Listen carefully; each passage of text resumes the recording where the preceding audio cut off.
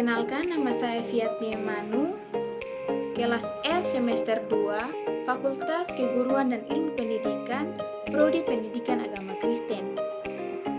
Di sini saya akan menjelaskan secara singkat mengenai periodisasi sejarah gereja di Indonesia. Namun sebelum itu, kita harus mengetahui apa sih arti dari periodisasi.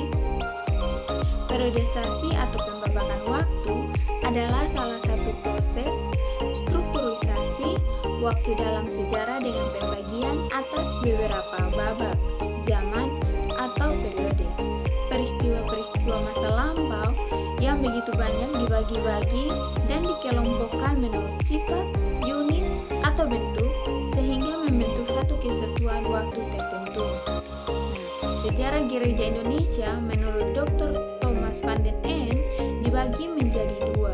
Yang pertama, tahun 1522 sampai 1800 dan yang kedua, tahun 1800 sampai tahun 1940. Tahun 1522 sampai 1800. Ciri-ciri periode yang pertama adalah tahun 1522 orang-orang Portugis menetap di Indonesia.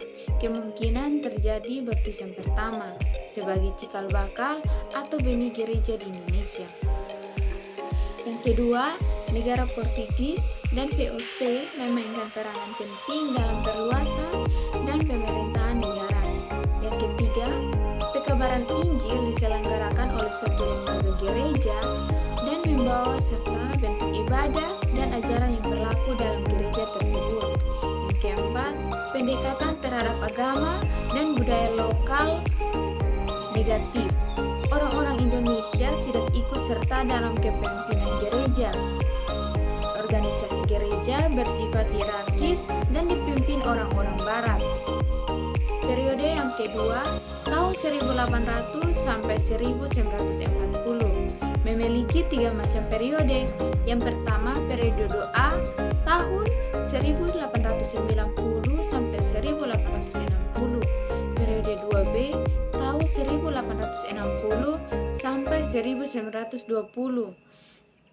Periode 2C, tahun 1920 sampai 1940. Dari pembagian kedua periode ini, pembagian periodisasi sejarah gereja Indonesia dalam periode kedua ini dilakukan dengan beberapa pertimbangan. Yang pertama, faktor perluasan. Yang kedua, faktor pola pikir pada Zendeling. Yang ketiga, faktor peranan orang-orang